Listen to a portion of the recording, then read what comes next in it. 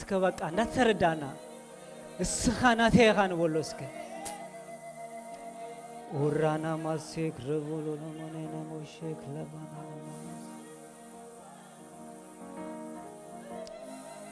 ሙንጎኛ የብልና ኢኻናይ ግለ ናይ በይነይ ናይ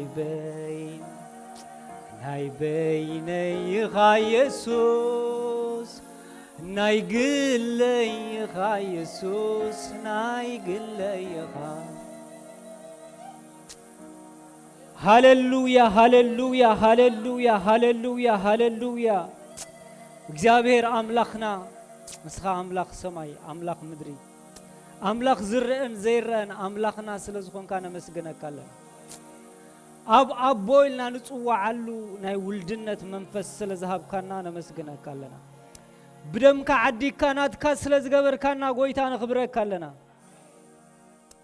ዓዲካና ያኻብ ደምካ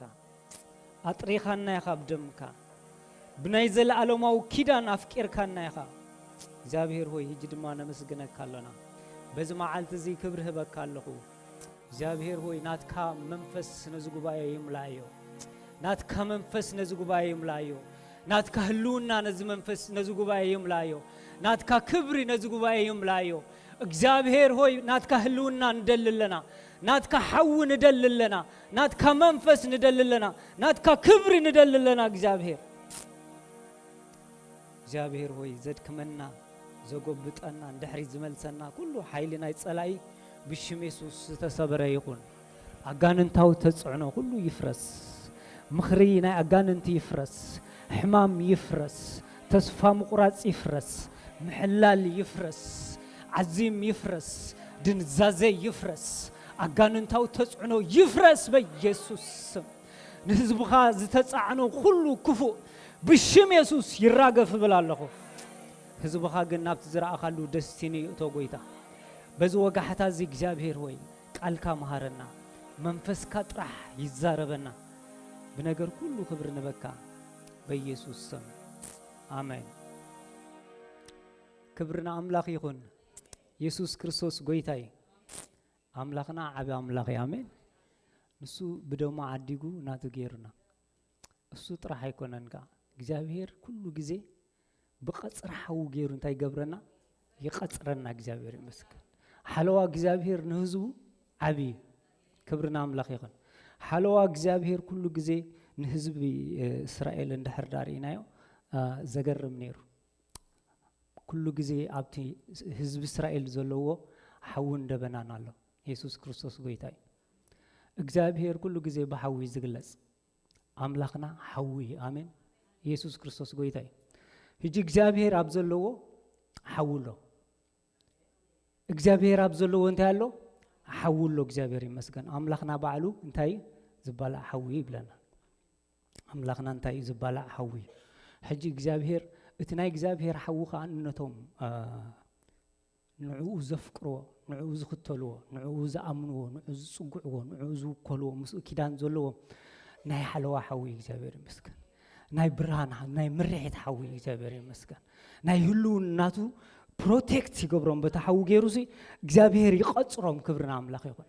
አውሽጦም ጎይታ ክብሪ ኣብ ከባቢዮም ካንታ ይኸውን ቀጽራ ሐው ይኸውን እግዚአብሔር ይመስገን ሽዑ ክበልዓካ ዝመጽ እንታይ ይኸውን በተሐው ይብላዕ በተሐው ይነድድ በተሐው ይቃጸል በተሐው ይልቅሞጽ እግዚአብሔር ይመስገን እና ሎማ አንቲ መጽሐፍ ቅዱስና አገልግሎትና ባይ ምዃኑም ስፈለጥኩ እዚ ነገር እዚ ናብ ልበይ መጽ እግዚአብሔር ይመስገን እግዚአብሔር አምላክና ኣብ ታሪክ መጽሐፍ ቅዱስ እቲ ዕዙዝ ተራናይ ሐውና መንፈስ ቅዱስን ዝብል ነገር ኢናህሪ እግዚአብሔር ምስ ህዝቡ ሁሉ ጊዜ በሐዊ ይግለጽ ነይሩ ንሙሴ ኣብ ዘጻአት 2:3 ብምታይ ተገሊጹሉ ኣብቲ ቁጥቋጥ ሐዊ እንዳነደደ ኣብቲ ዝረ ሙሴ تعبابي نفلطينا تاريخ نفلطينا كميلو عبي نفلطينا موسى زنورو بزحات حصانات طفيهم موسى ግን ንኽብር እግዚአብሔር ዝተረፈ ተረፊ ግን እግዚአብሔር ምስ ህዝቡ ኪዳን ስለ ዘለዎ እቲ ናይ እስራኤል ስቃይን ቃንዛን ምስራይ እግዚአብሔር ንሙሴ ብምንታይ ተራእይዎ ኣብቲ ቁጥቋጥ ሓዊ ተራእይዎ እግዚአብሔር ይመስገን ሽዑታ ቁጥቋጥ ሲ ትነድድ ግን እንታይ ትኾንና ኣይትብላዕና ሽዑ ሙሴስ እዚ ተኣምራት እዚ ክርኢ እዚ ኩን ነገር ክርኢ ኢሉ ናብ ምስ ቀረበስ እንታይ ክኾን ከሎ ካዳሓር ንርኢ እግዚአብሔር ካብቲ ሓዊ እንታይ ገይርዎ ይብለና ተዛርቦ ይብለና እግዚአብሔር ይመስገን ሙሴ ሙሴ ኢልዎ ዘለኻዮ ቦታ ቅዱስ ኣጋርካ ባእሳንካ እንታይ ግበር ኣውፅ ኢልዎ እግዚአብሔር ይመስገን ክብርና ኣምላኽ ይኹን ስለዚ ካብቲ ሰዓት እቲ ጀሚሩ ሙሴ ካብቲ ሓዊ ዝተገለጸሉ ኣምላኽ ሓደ ስልጣን ተቀቢሉ ሓደ ሓይሊ ተቀቢሉ ሓደ ፓወር ሒዙ ኸይዱ እግዚአብሔር ይመስገን ንነገስታት ዝግስጽ ሓይሊ ማለት እዩ ፈርዖን ይዕቢ ወይ ፈርዖን ከምዚ ምሻሎ ኣብንዳ ፈርዖን ይዓቢ ኣብንዳ ፈርዖን ከዓቢ ከሎ ኻኒ ከም ዝተረኽበ ቆልዓ ኮይኑ ይዓቢ ማለት እዩ ናብነት ደቅናስ ውሉድ ኮይኖም እዮም ኣብ ገዛና ዝዓቢ ምሽ ሓደ ርካብ ቆልዓ ካብ መሬት ኣልዒልካ ዘዕብኻዮ ቆልዓ ገለ ከምኡ ከተዕብዮ ከለኻስ ከምዚ ክብሪ የብሉን ብፍላይ እቲ ቆልዓ እንትፈሊጡ ሰባት ጎረባብቲ ክዘራረቡ ከለዉ ብዛዕባኡ ገለ ዝስምዑ ስምዒታት ጥዑይ ኣይኮነን ምሽ ዶ ግን ሙሴ ኣብ እንዳ ንጉስ ይዓቢ ሓንቂቑ ይዓቢ እዚ ኢድ እግዚአብሔር ይመስገን ግን ከምኡ ዓቢ ክነሱ እዚ ኩሉ ስልጣንን ሓይልን ካብ ያምጽእዎ ክንብል ከለና ንሙሴ ብሙሴ እግዚአብሔር ዝገበሩ ተኣምራት ክንርኢ ከለና ኣብ ታሕዊ ኮይኑ ዝተዛረቡ ኣምላኽ ዝሃቦ ስልጣን እግዚአብሔር ይመስገን ክብርና ኣምላኽ ይኹን እቲ ኣብ ሓዊ ኮይኑ ዝዛረበ ኣምላኽ ሎሚ ኸዓ ኣብዚ ማሕበር ዛሎ ሎሚ ኸዓ ምሳኻ ኣሎ እግዚአብሔር ይመስገን ካብ ዝፋኑ ክዛረበና ሎሚ ኣሎ አሜን እንድሕርዳ ኢልና ኣሎ እግዚአብሔር ይመስገን ኢየሱስ ክርስቶስ ጎይታይ ምክንያቱ እግዚአብሔር ኣብ ዝፋኑ ሎ ኩሉ ግዜ ኸ ዝደለየ ይገብር ክብርና ኣምላኽ ይኹን ንኣምላኽ ዝኽልክሎ ወላ ሓደ የለን ሓዊ እንድሕርዳ ሓዊ ብዛዕባ ሓዊ ንእሽተይ ነገር ክዛረብ ሓዊ ናይ ምብላዕ ናይ ምብራዕ ናይ ምልሓም ባህር ኣለዎ ሓዊ ዘይበልዖ ነገር የለን ሓዊ ዘይጥፍኦ ነገር የለን ሓዊ ዘይሰብሮ ነገር ዘይውሕጦ ነገር የለን እግዚአብሔር ይመስገን ማለት እዚ ዓበይቲ ዱልዱል ሓፃው ክንድገዛ ክንድዝጊ ክንድዝ ቸርችና ዝኾን ሆል ብምሉእሲ ዝኾን ሓፂን እንተምፂኻየስ ሓዊ እንተጌርካሉ ስታይ ይኸውን ናብ ፈሳሲ ይቕየር መልት ይኸውን ይመከኽ እግዚአብሔር ይመስገን ክብርና ኣምላኽ ይኹን ስለዚ እቲ እግዚአብሔር ኣምላኽ ንህዝቡ ዘዕጥቆም ሓዊ ድማ ልክዕ ከምኡ እግዚአብሔር ይመስገን ኣሜን ዶ ሕጂ እግዚአብሔር ንሙሴ እዚ ሓይሊ ዝሂቦ ካብቲ ሰዓት እቲ ጀሚሩ ድማ ሙሴ ተራሰብ ክኾን ኣይከኣለን እግዚአብሔር ይመስገን ክብርና ኣምላኽ ይኹን ምስ ሙሴን ፈርዖንን ክዛረብ ከለዉ እቲ ከም ሓደ ኣዛዚ ካብ ሰማይ ስልጣን ከም ዘለዎ ኮይኑ ዝዛረብ እቲ ኸኣኒ በቃ ፕሊስ በጃኻ ኣብቲ መጀመርያ ኮ ትር እንተነበረ ካልእ እንተነበረ ኣብቲ ዳሕራይ ግን እንታይ ክኾን ከሎ ኢና ንርኢ በጃኻ ውፁ ገለ ዝብል ናይ በቃ ልመና ነገር ደፊኦም ለሚኖም ኣውፅኦሞም እግዚአብሔር ይመስገን ኣብቲ ዘጸአት 13 ካብ 21 ክሳብ 22 እንድሕር ዳርኢናዮም ድማ እግዚአብሔር እስራኤላውያን ምስ ወፁ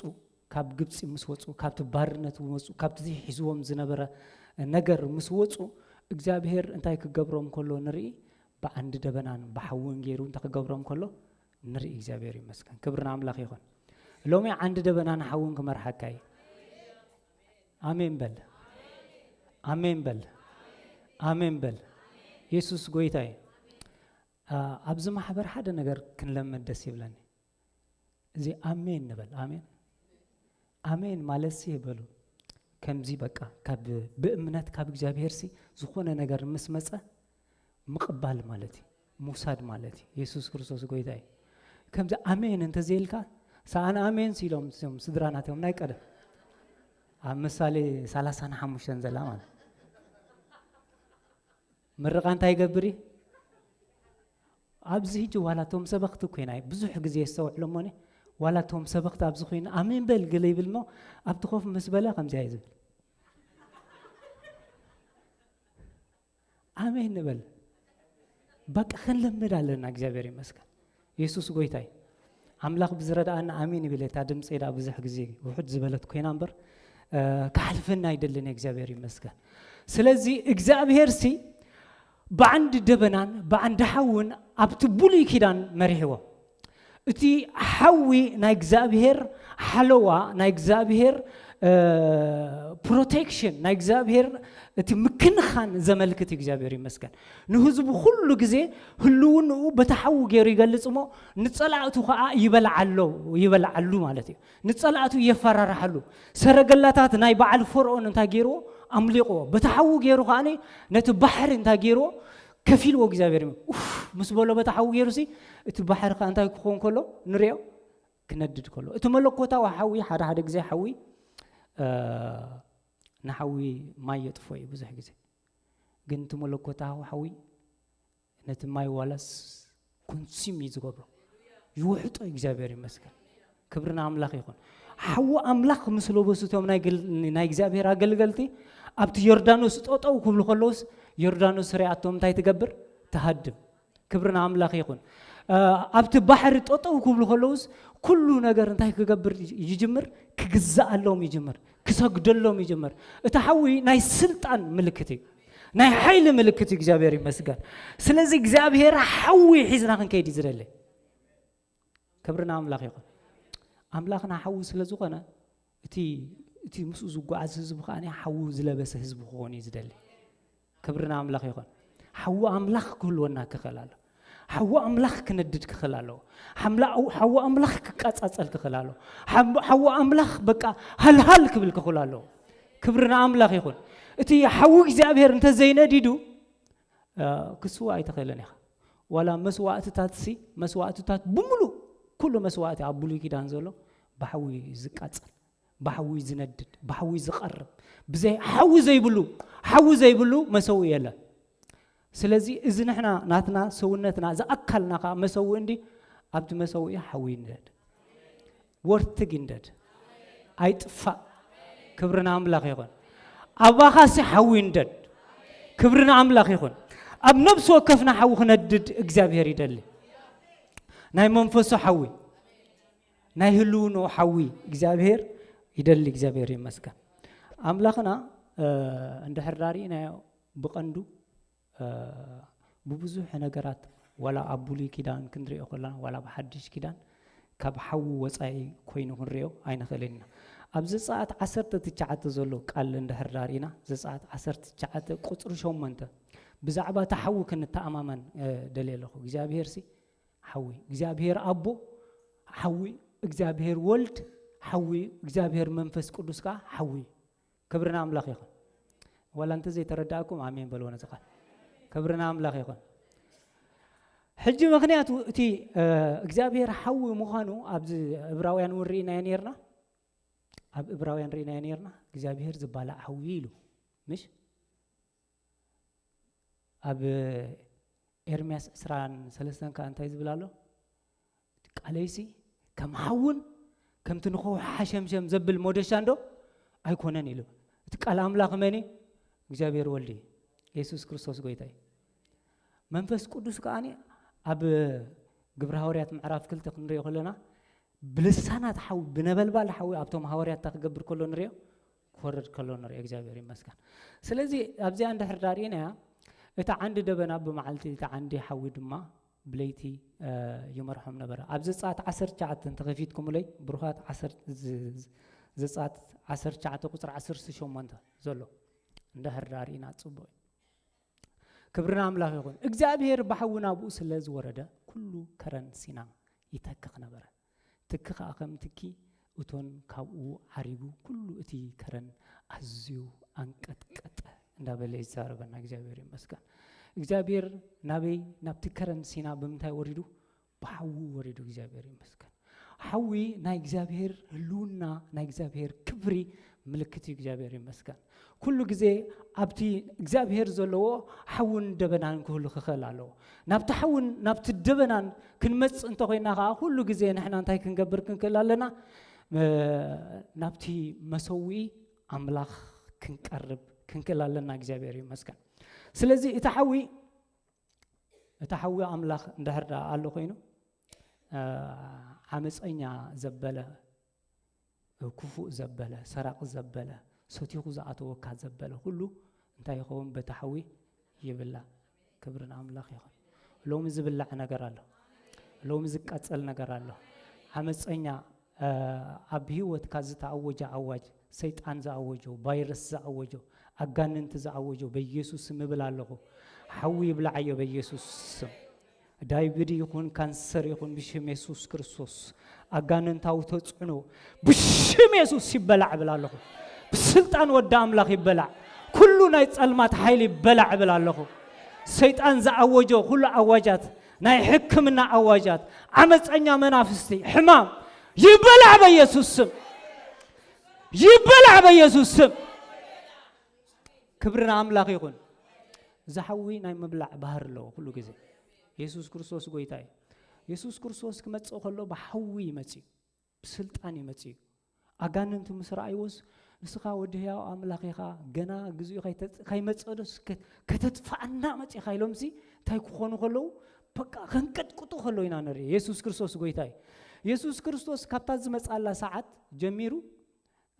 ተሓዊ ናይ እግዚአብሔር ኣብ ኩሉ ቦታ ከባራዕ ጀሚሩ ዝንኡ እንዳተበረ ይኸይዱ ዓለም ታሪኻ ጨናኣ ማዕዛኣ እንዳተቀየረ ኸይዱ ብዛዕባ ኢየሱስ ክርስቶስ ዝና ኣብ ኩሉ ቦታ እንዳወፀ ኸይዱ ማለት እዩ ምክንያቱ ኢየሱስ ክርስቶስ ንሱ ክመጽእ ከሎ ዮሐንስ ኢሉ ነይሩ ምሽ ዮሐንስ ክዛረብ ከሎ ብዛዕባ ኢየሱስ ክርስቶስ ኣነ ብማይ ዘጥምቀኩም ዘለኹ ብዛዕባ ንስሐ ዘጥምቀኩም ዘለኹ ናብ አምላኽ ክትምለሱ መንገዲ ዘዳሉ ዘለኹ ኣነ ግን እነግረኩም ኣለኹ ኣነ ብድሕሪ ቅድመይ ዝነበረ ብድሕሪ ዝመጻሉ ንሱ ብመንፈስ ቅዱስን በሓውን ከጥምቀኩም ንሱ ምስ መጸ ሓዊ ሒዙ ዝመጽእ መንፈስ ቅዱስ ሒዙ ዝመጽእ ከጥምቕ ኢሉ ዝመጽእ ከሳግረካይ ዝመጽእ ክፉሰካይ ዝመጽእ ክዝንነካይ ዝመጽእ ኢሉ እግዚአብሔር ይመስገን ኢየሱስ ክርስቶስ ጎይታይ ስለዚ እዛ ሓዊ እዚ ሁሉ ጊዜ እንታይ ክንገብሮ ክንከላለና ክንደልዮ ክንከላለና ኢየሱስ ክርስቶስ ጎይታይ ኣብ ዘለዋውያን እንዳህርዳኒ ከይድና ርኢና ኣብ ዘለዋውያን ምዕራፍ 6 ካብ 12 ዘሎ እንዳህርዳኒ ኣውፅኦምለይ ዘለዋውያን ምዕራፍ 6 ካብ 12 ኣብቲ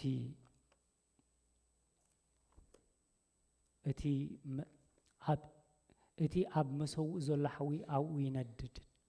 ኣብኡ ይንደድ ኣይጥፋእ እቲ ካህን ከዓ ኣብ ፀጽባሕ ኣብ ልዕሊ ዕንጨይቲ የንድድ ኣብ ልዕሊኡ ድማ እቲ ዝሓርር መስዋእቲ ይገበር ኣብ ልዕሊኡ ከዓ ስብሒ መስዋእቲ ምስጋና ይሕረር ኢሉ እግዚአብሔር ይመስገን ቀጽልና 13 እቲ ሓዊ ወርትግ ኣብ ልዕሊ መሰውእ ይንደድ ኣይጥፋእ ካይሉ እግዚአብሔር ክብርና አምላኽ ይኹን ኣብዚ ማሕበር እዚ ሓዊ እግዚአብሔር ኩሉ ጊዜ ይንደድ ኣብዚ ማሕበር እዚ ሓዊ እግዚአብሔር ኩሉ ጊዜ ይንደድ ኣይጥፋእኻ እግዚአብሔር ይመስገን ካህናት ሓዊ እቲ ናብታ ሓዊ ኻ እንታይ ይግበሩ ዕንጨይቲ ይወስኹ እግዚአብሔር ይመስገን ዕንጨይቲ ብምንታይ ኢና ንወስኽ ናብ ጸሎት ብምምጻእ ኢና ንወስኽ ክብርና አምላኽ ይኹን ናብ ጸሎት ዘይትመጽእ እንተኾይንካ ዝውሰኽ ዕንጨይቲ የለን ዝውሰኽ ዕንጨይቲ እንተዘየለ ምንዳድ የለን ምንዳድ እንተዘየለ ካኒ እንዳተሰዓርካ ኢኻ ብርሃን የለን ብርሃን እንተዘየለ ኩሉ ጊዜ ብጸልማት ኢኻ ትመላለስ ብድንግዝግዝ ኢኻ ትመላለስ በሃሳሰ ልባም ኢኻ ትኸይድ ብግምት ኢኻ ትኸይድ ምስላጥ ኣይመጽን እዩ ዓወት ኣይመጽን እዩ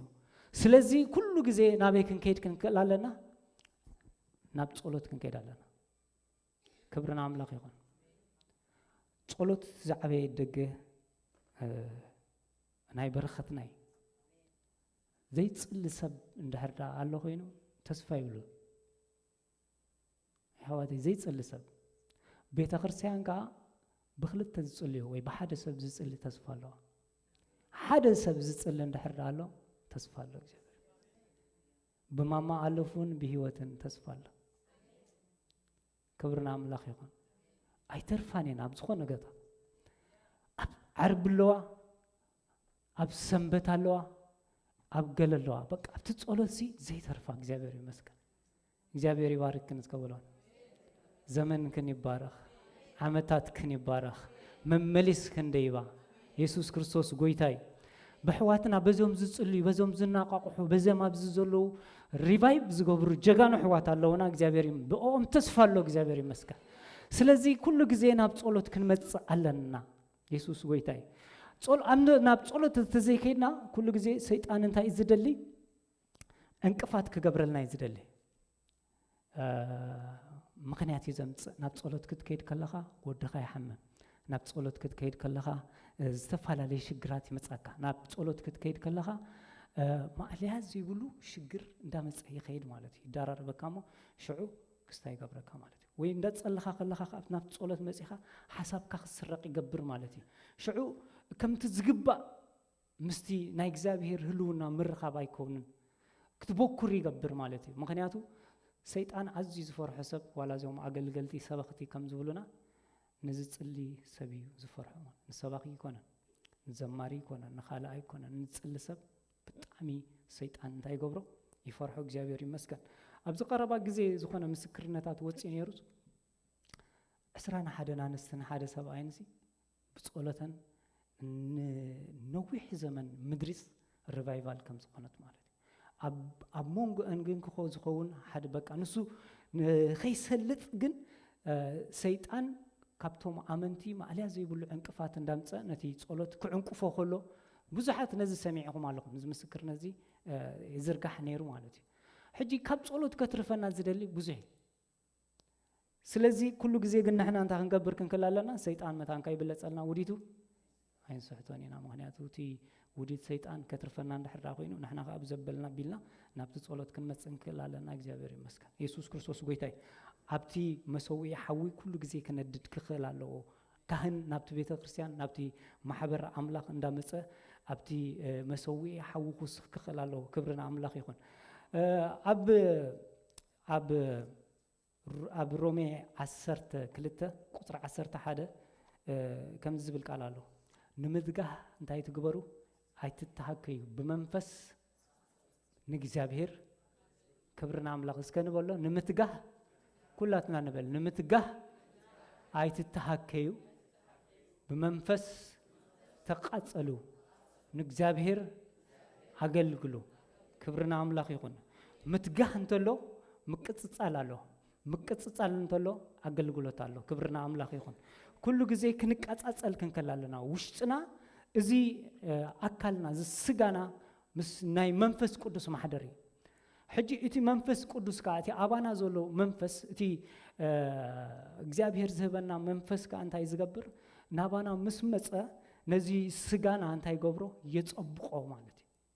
ነቲ ዝጽልጸል ይጽልጽሎ እቲ ሓዊ እንታይ ዝገብር ይበልዖ ነቲ ትምኒታት ሓጢያት ነቲ ናይ ሃይማኖት ልምድታት ነቲ ዘመናት ሙሉእ ተሸኪምናዮ ዝመጻና ክፉእ ተጽዕኖታት እንታይ ገብሮ ማለት እዩ ይበልዖ ሞኒ ካልእ ከኣኒ ፍረ መንፈስ ክንፈሪ ይገብረልና ማለት ጽድቂ ክንፈሪ ይገብረና እምነት ትሕትና ይኣኸለኒ ምባል ትዕግስቲ ካልእ ፍረ መንፈስ ነቲ ፍረ ስጋ ዘፍርዮ ዘበለ ብሙሉእ ኮንሲም እንዳገበረ ይኸይድ እንዳሰለመና ይኸይድ ሓራ እንዳገበርና ይኸይድ ኣብቲ መንፈስ እግዚአብሔር ዘሎ ኣብኡ እንታይ ኣሎ ኣብኡ ሓርነት ኣሎ ሕጂ ሓርነት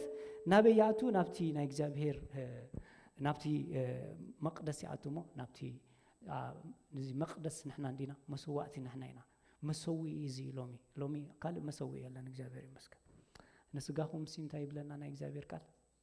ንስጋኹም ቅዱስን ህያውን ንኣምላኽ ባህ ዘብልን መስዋዕቲ ጌርኩም ከተቅርቦ ብምሕረት ኣምላኽ እንታይ ገብረኩም ይምዕደኩም ኣለኹ ምክንያቱ ሎሚ እግዚአብሔር ኣባና ይዝሓድር ንሕና እዛ ኣካላትና ናይ እግዚአብሔር ቤት መቅደስ እዩ እግዚአብሔር ይመስገን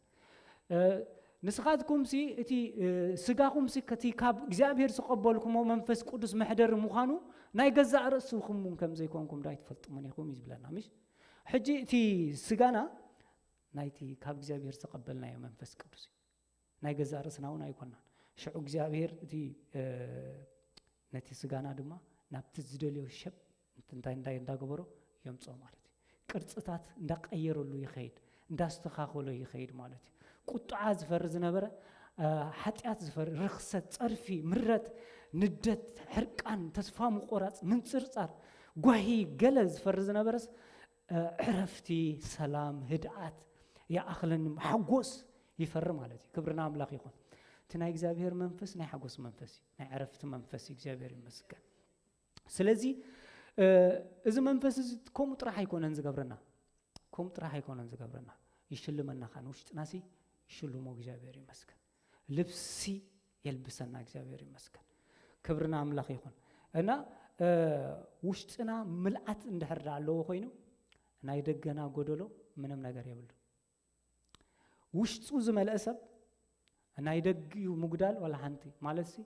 عينو زيري خوينس وأمره بروه زخنا نبرة زما حدادر نعلم ملو برخة زخون أنا قرأت إن قبر زخون سبات بزحات يا مشرب بتي قدم كلا يكفل سال سايكل كفل خلا ناسي هيلن كلر قالت بحال سبيتي قال يمرنا نيرو عين سور تخلص نعلم تايز قبرت تصقنا زمصت عين سورات كوينمسي نعلم برهان زهو مالتي حجو وشت خان دحرا بمنفس املاخ بيلد غيرو اتنا يدغخ خال انا غرسي ايقدسكان يسوع كريستوس غويتاي اتبوشت ايهداوسي نسنتاي ايهداوي لእግዚአብሔር ይመስገን حجناي وشتنا ملأتن تبعتن بولدنسن يدلينا كبرنا املاخ يكون سلازي كل غزي وشتنا بمنفس እግዚአብሔር بحو እግዚአብሔር እንዳተመለኸ خيد كخال الله حجي اب بيتروس كزارب كله انتايلو فقرسي بزحات انت تايتغبريا تخدن يامو قدم كله يبل امنا حدكم سي انت يغبر هال تبل اسك هال تبل نبل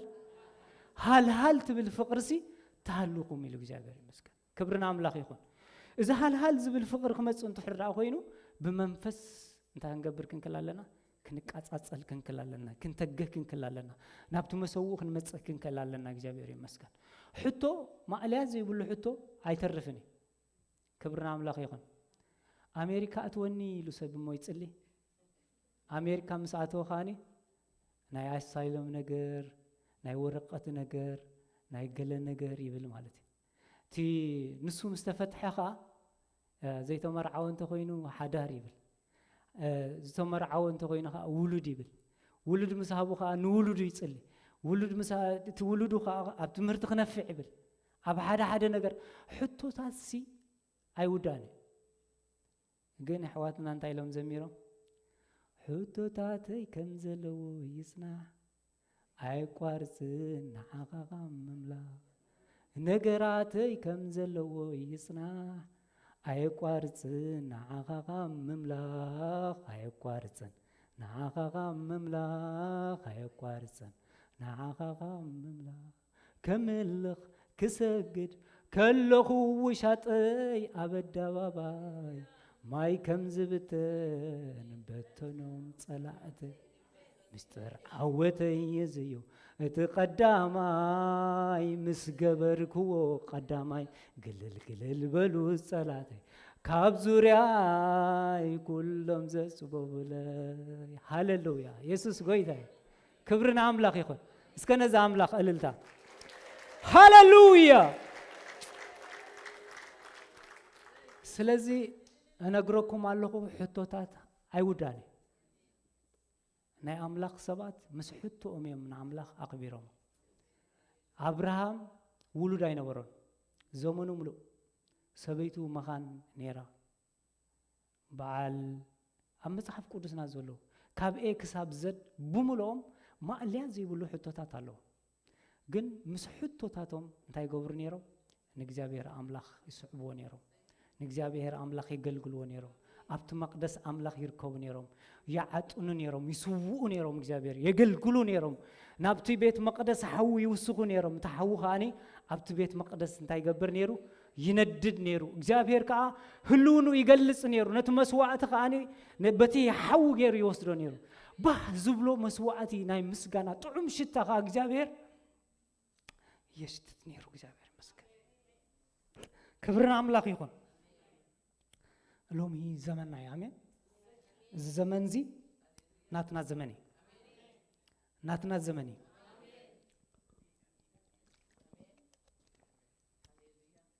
كبرنا أملاك يكون ኢየሱስ ሒስካስ ንድሕሪት የለን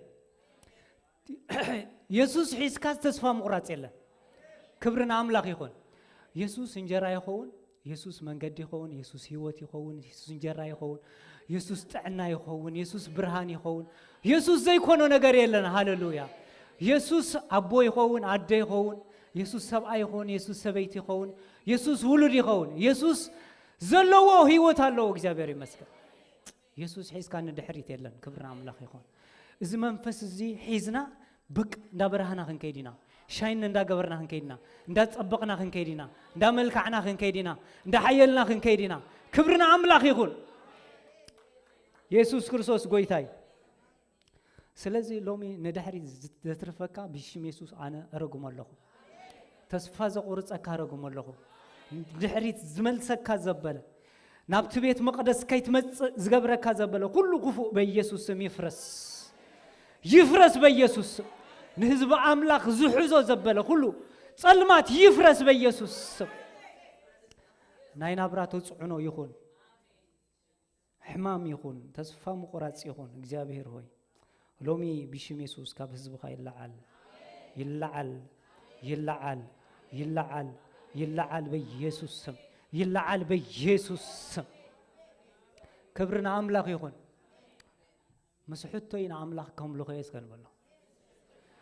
مسحوتي إسكان بال نجزابير كم لغة مسحوتي نبت مسوي كخيره نب مسحوتي نجزابير كجلوله مسحوتي نجزابير كسوة عليه إجزابير كا حطوتاتي كم زين برا جيرو كملو سيو كبرنا عملاق يخون هاللويا أبي علو تحتي أبي علو هنكليتي السراخي كابيسوس قويتا سلامي مليولو عارف نبي يسوع طرح مصامبر سلام كخملي نبي يسوع طرح مصامبر حطوتات كخملسي نبي يسوع طرح مصامبر زندد نجر كنددي نبي يسوع طرح مصامبر زي فتح نجر يلا كبرنا عملاق يكون لومي زودق نجر على زخونه نجر كهوني زخونه نجر كهوني يسوع كريستوس قويتاي زخونه نجر كهوني بلوسك اسك كم زيك برمو زخونه نجر سي بلو تتناقف فرحان تتناقف جهان زخونه نجر سي كهوني اب هيوتك اب زمنك اب دقخ اب زرخ اب برختك اب مصايخ اب اغلغلتك اب فاينانسك زخونه نجر كهوني زخونه نجر كهوني يسوع غويتاي هاليلويا زخونه نجر كهوني زخونه نجر كهوني آمين هاليلويا حدا غزي ابتي اب ኢትዮጵያ ኮለኹስ حدا ናብክሳይ ከና ናብዚ ኤንኤስአር ከናስ ሪሰትልመንት ክንገብር ገለ ሳልሳይ ሀገር ከቀበሉና ይልና ክሳይ ንገብር ነርና አፕላይ ንገብር ነርና ሕጂ አው ብዙሕ ሰብ ነሩ መስ ሓደ ሓው ነርና ማለት ሕጂ ሓንቲ መዝሙር ዘሚሩ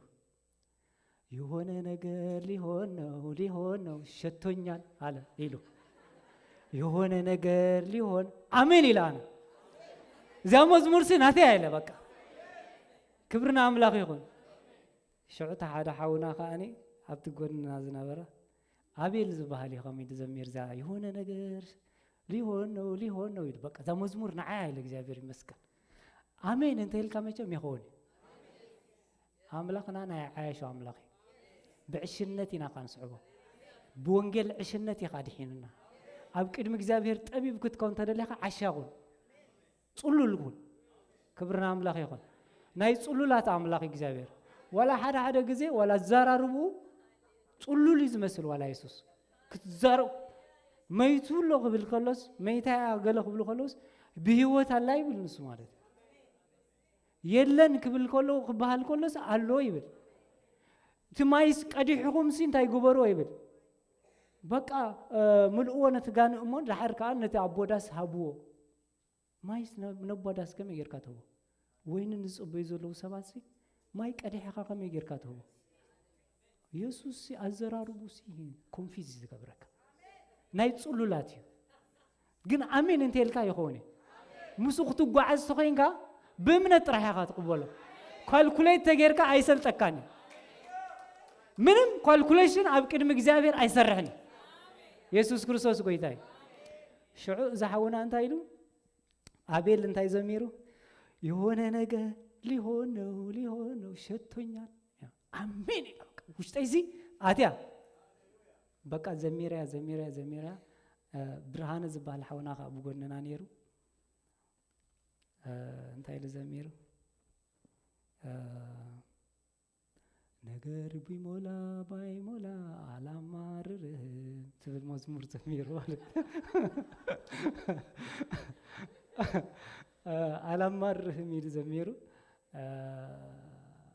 እና እቲያ ድሕሪ ክንደይ ተንዝ ዘመርነን እዛ መዝሙር ዚያሲ ክዝምር ኣለካ ንዓብሪ እኔ አላማርሮም ጌታዬ ይገለይዱ እናንተ ክብለኩም የደለ እቲ አሜን ኢልና ምቅባልና ዝኾነ ነገር ክኸውን ይኽንብል ከለና ገለሲ ስለ ዝኾውን እግዚአብሔር ይመስገን አምላኽ በባህሪው እንታይ ያለው መስልኩም ታሪክ ናይ ምልዋጥ ከለት አለው ምክንያቱ እግዚአብሔር ኮላሊትካ እንደሕርዳኒ መይቱስ መጀመሪያ ኩሉ አካል ዘሃበካውን ስንሱ እግዚአብሔር ይመስገን ክብርና አምላኽ ይኹን ኩሉ አካል ክህበካ ኮሎ ዘይጨነቆስ ሓንቲ ኩሊት ክፌል ኮይናትካ እግዚአብሔር እንታይ ይጨነቆ ንዓኻ ዕርያ እግዚአብሔር ይኽእል ክብርና አምላኽ ይኹን ዝኾነ ነገር ግን ክኸውን አሜን አነ ነዛ አምላኽ ዝያምነ እግዚአብሔር ይመስገን ኢየሱስ ክርስቶስ ጎይታይ ሎሙ ፈውስ ክኸውን ሎሙ ተአምራት ክኸውን ሎሙ ዝወድቕ ነገር ኣሎ ካብ ምሕረቱ ዝተለዓለ ካብ ካዕልነቱ ዝተለዓለ ካብ ፈውሱ ዝተለዓለ ትራንስፎርም ክኸውን እግዚአብሔር ይመስገን ምስግጋር ክኸውን እግዚአብሔር ይመስገን ሃሌሉያ ኢየሱስ ክርስቶስ ጎይታይ ስለዚህ ሕቶ አይውዳኒ ምስ ሕቶና ግን ታንገብሪና ከነምልኾለና እግዚአብሔር ይመስገን ቤት አምላኽ ማለት ጭላፊና ንፈልጥ ኣብዚ ከፊልና ንፈልጥ ዋላ ኣብዚ ቤት አምላኽ ብዙሕ በቲ መንፈሳዊ ነገር ደስ ዘይብለኩም ገለ ከምዝን እንዲ ኮይኑ ከምዝን እንዲ ገለ ክትብል ገለ ትኽእል ኢኻ ግን ስቂልካ ጥራሕ ምጻእ ስቂልካ ጥራሕ ጸሊ ስቂልካ ጥራሕ አገልግል እግዚአብሔር ይመስገን ሽዑ ናይዞም ኣሕዋትና ዞም ዝመርሑና ዘሎ አገልግሎት ክልወጥ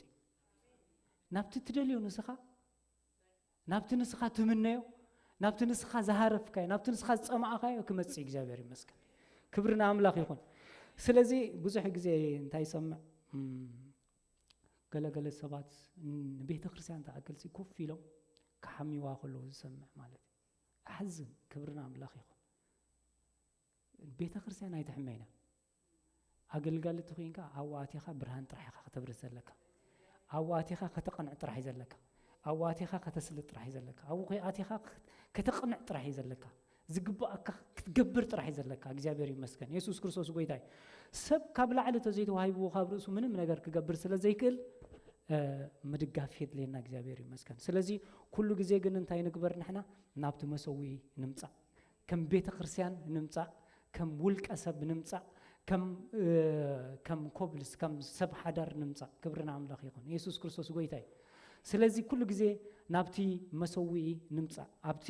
መሰዊ ከዓ ዕንጨይቲ እንዳወሰኽና ሓዊ ነንድድ እግዚአብሔር ይመስገን ማስ ከም ዝነድድ ማስ ከም ዝባራዕ ኣይንፈልጥን ኢና ግን ሓደ መዓልቲ ዝኸውን ነገር ኣሎ እግዚአብሔር ይመስገን ክብርና አምላኽ ይኹን ስለዚህ ጎይታ ኢየሱስ ክርስቶስ ንሐዋርያት እንታይ ኢልዎም ኣብ ሐዋርያት ግብረ ሐዋርያት ምዕራፍ 6 ካብ ሓደ ጀሚርና እንዳሕርዳሪና ኣብ ግብረ ሐዋርያት ምዕራፍ 6 ካብ ሓደ ጀሚርና እንዳሕርዳሪና እንድሕር ኣውፅኦም ለይ ፅቡቕ እንተዘይኮይኑ ኣነ ኣብዚ ከውፅእ ኢልሃኒ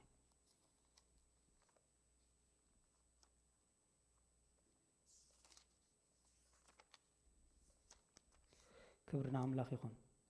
ምሳታቶም ድሕሪ ትንሳኤ ካብ 3 ጀሚረ ክንበ ድሕሪ ትንሳኤ ድሕሪ ስቅያቱ 40 መዓልቲ እናተራዮም ብዛዕባ መንግስቲ ኣምላኽ ካኒ እናነገሮም ብብዙሕ መረዳእታ ህያው ምዃኑ ርእሱ ከም ዘረኣዮምን ጽሒፈልካ ኣለዎ ኢልዎ ምሳታቶም ብሓንሳእ ከሎ ካኒ ዮሃንስ ብማይ ዘጥመቐ ንስኻትኩም ግና ድሕሪ ቁርብ መዓልቲ ብመንፈስ ቅዱስ ክትጥመቑ ኢኹም እሞ ነቲ ካባይ ዝተቐበልኩሞ ዝሰማዕኹሞ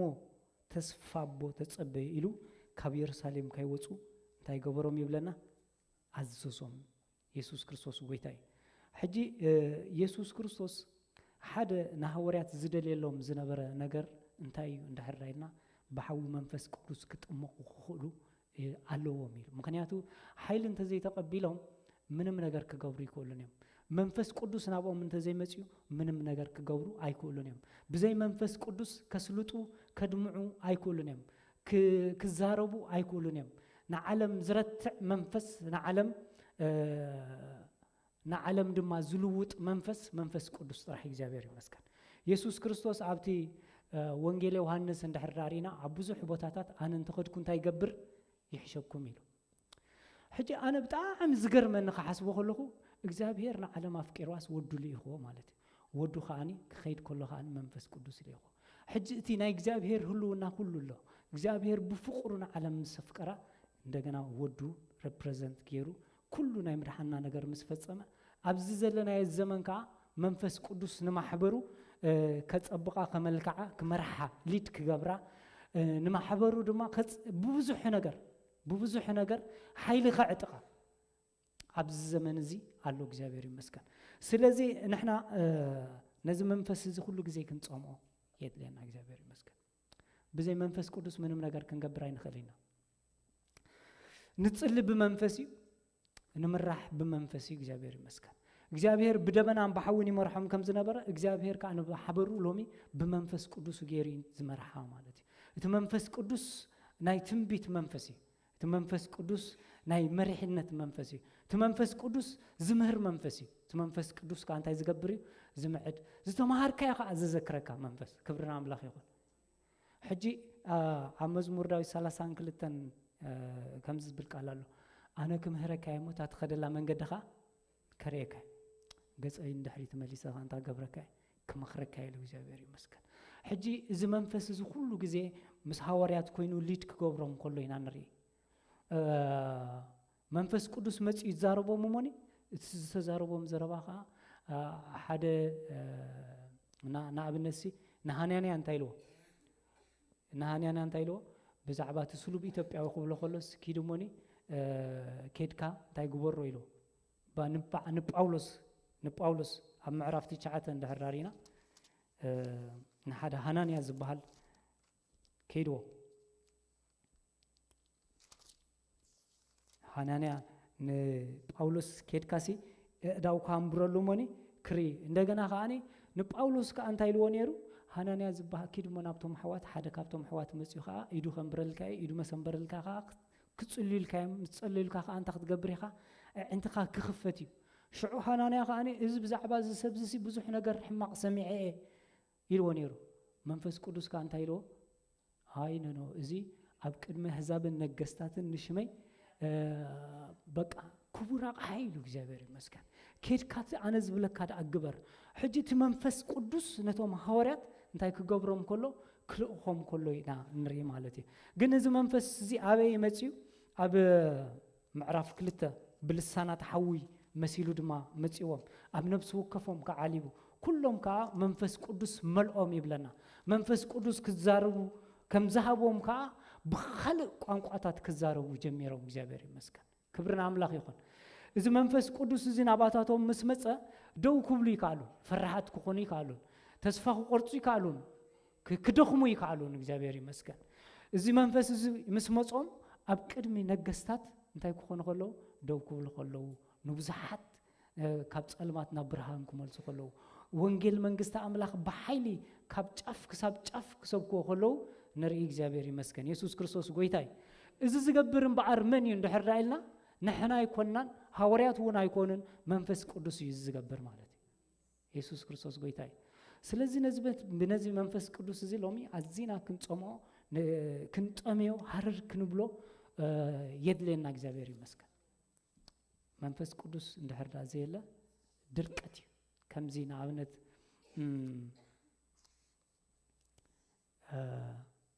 ከምዚ ኢንጂንሲ እንታይ እንተዘይብሉ ኦይል ተዘይብሉስ እንታይ ይኾን በቃ ታ መኪናስ ክትንቃሳቀስ ትኽእል ኣይትኽእልና ሓደ ግዜ ብዛዕባ ዘይቲ ምቅያር ገለ መለይሉስ ዳንኤል ሓውናስ ከምዚ ድራማ ሰሪሕ ነይሩ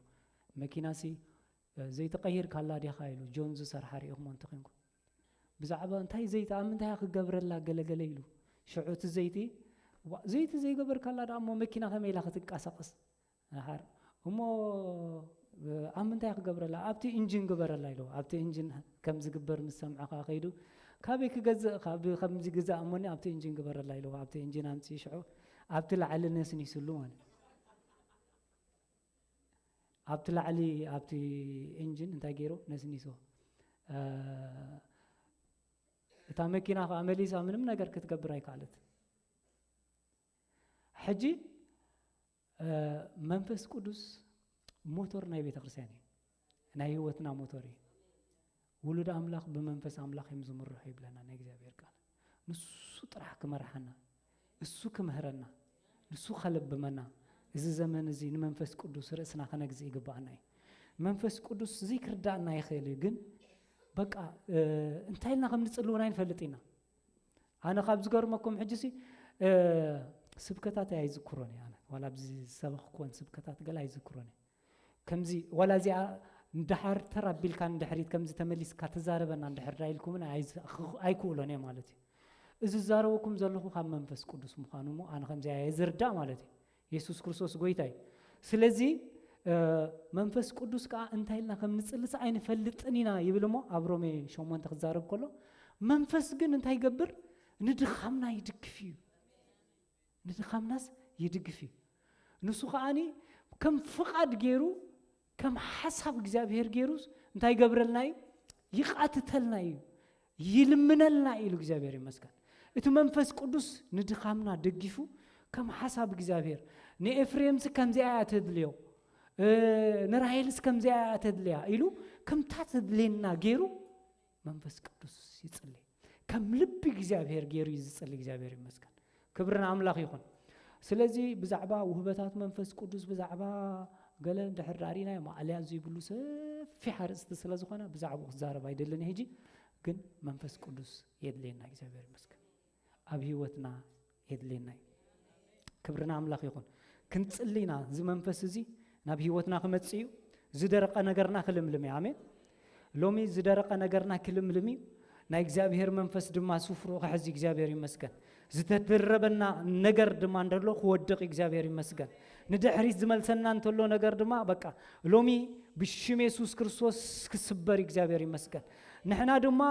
ካብ መንፈሱ ዝተለዓለ ካብ ክብሪ ናብ ካልእ ክብሪ እግዚአብሔር ይመስገን ክንሰግሪና እግዚአብሔር ይመስገን ሎሚ እግዚአብሔር አምላኽ መንፈስ ካጽውዕ ኣለኹ ወብሩኽ መንፈስ ቅዱስ ወብሩኽ መንፈስ ቅዱስ ወብሩኽ መንፈስ ቅዱስ ወብሩኽ መንፈስ ቅዱስ እትጥዑም ህላውነትካ ይምላእዮን ነዚህ ቦታ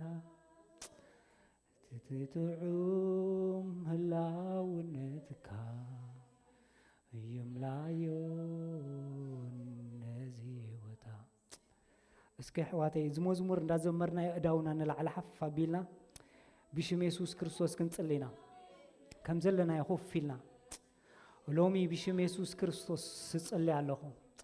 እጽልይ ኣለኹ እግዚአብሔር እጽልይ ኣለኹ እግዚአብሔር ናይ መንፈስካ ሓዊ ኣብ ነብስ ወከፍ ቅዱሳን ኣብ ዘነእዳው እግዚአብሔር ይቀመጥ ብላለሁ ኣብ ዘነእዳዎም ይቀመጥ ኣብ እዳዎም ይቀመጥ ኣብ እዳዎም ይቀመጥ ኣብ እዳዎም ይቀመጥ ኣብ እዳዎም ይቀመጥ ተግባር ደም ኩሉ ክባረኽ ብሽም ኢየሱስ ክርስቶስ